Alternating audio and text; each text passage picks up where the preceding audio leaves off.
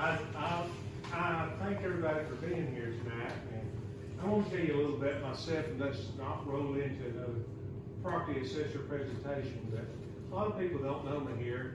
I want to talk to you about my community. I'm a lifelong resident of the Concord community, and one of the biggest things that I did while I was there, I served 34 years coaching junior pro basketball and upward basketball. And then I ran the clock for 9 years. I served on the Carter Optimist, the Uptown Optimist. I served 9 years for E911, Epilepsy Board, and many others. And how do you get to do all those things? Well, you can't say no. And whenever you can't say no, your wife's as involved as you are, because I'm sure she wished I hadn't said no as many times. I said yes. So, but I have a lifetime of experience in community service. Talk to you about property assessor just a little bit. I became a property assessor in 2008.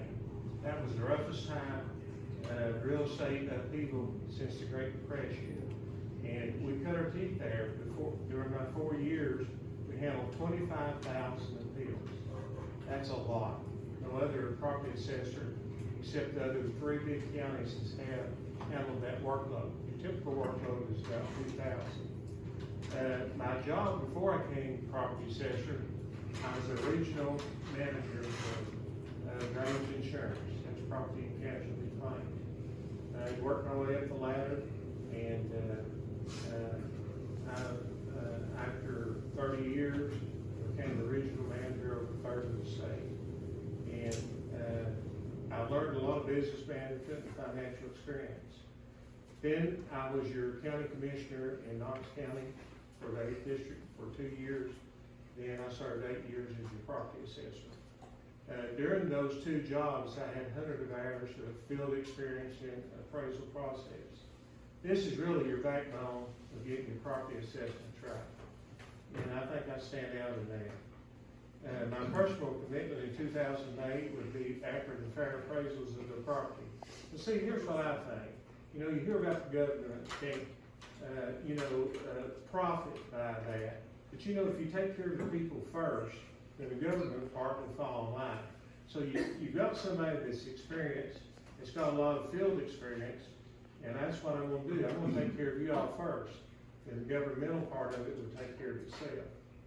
You know, I can't talk to you exactly about what I'm going to do in the future, because I'm going to tell you what I did in the past.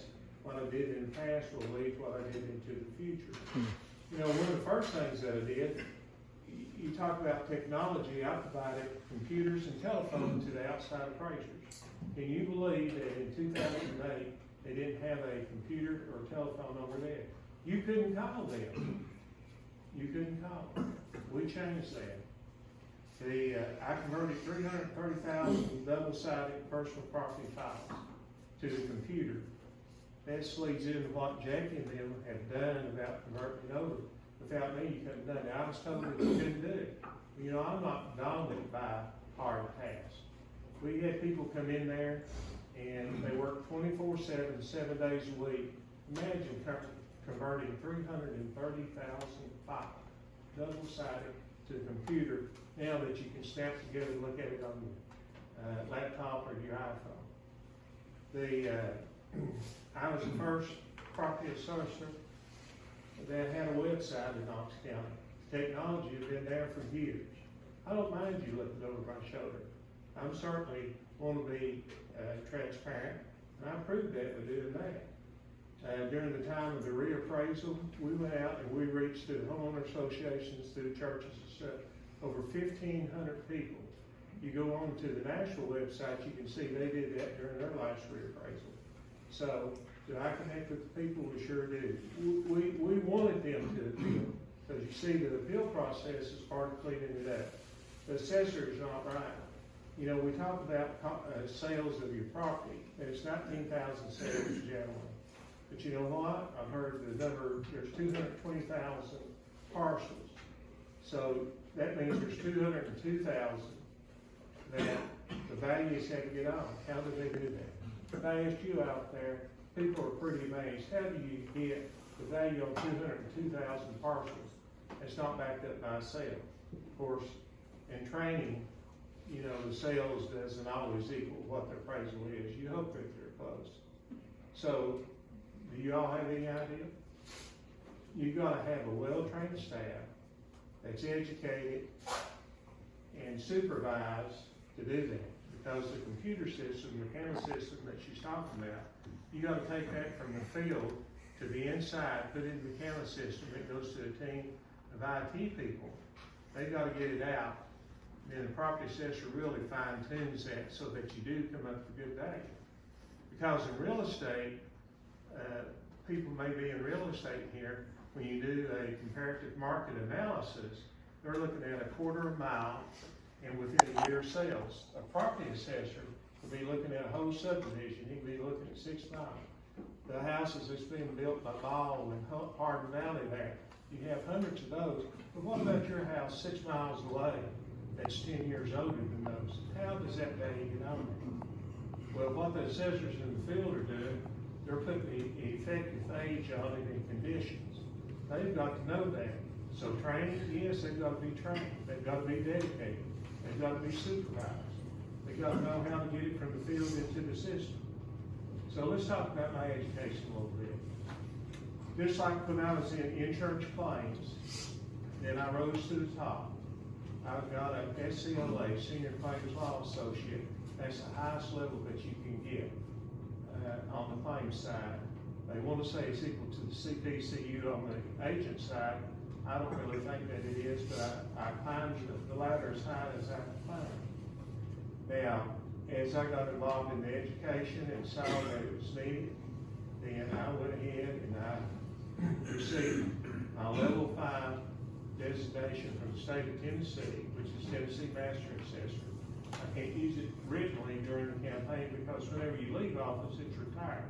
That doesn't mean that you miss the steps to get there.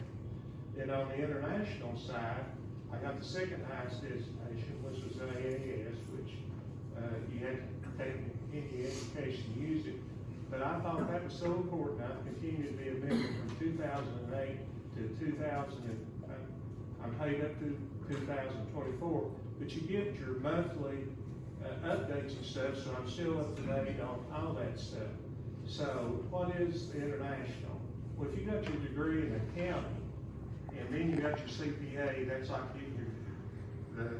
your basic degree under the state, and then you're moving it over to the International Association. But we're talking about mine, but I always believed in teamwork. During my time in office in 8 years there, and I don't know that this will ever be achieved again, but my staff received over 7,000 hours. They left 5 left with the highest, with one of the highest designations that you can have. And you don't maybe think a lot of that, but only 10% of all the people involved in property assessments through the international achieved that award. I had hired 2 CAEs, which is the top award, so I had the highest trained, most educated staff in Knox County District. And but you have to do that. Why is that important? When you receive that, like John Whitehead over there with the CAE, the state thinks it's so important, they pay you a stipend. It used to be $1,500, $1,800. I'm sure it's still in that range now. And why is that? Because the less appeals that Knox County has is the less appeals that the state has. But where does that boil down to? That boils down to each one of you. The better I do my job, the more people that I have trained that can do their job, the fair assessment that you have. And that's your most valuable piece of property, equity that you'll have. And if I do it for you, then the government, you know, and that is big. The property assessor is a big job. I've done that job. I've done it when at the roughest time that property assessors had since the Great Depression. I can do that job again. You know, I can talk, I'm so passionate about it, I can talk and I can bore you to death because I know that job so well. But to just sort of sum it up here, I've listened, I've cared, I've been advocate, I served as your property citizen in my community. I'm always available to help you and the public when they call me with any questions. So I do humbly ask for your vote in the 2024 election. Thank you very much.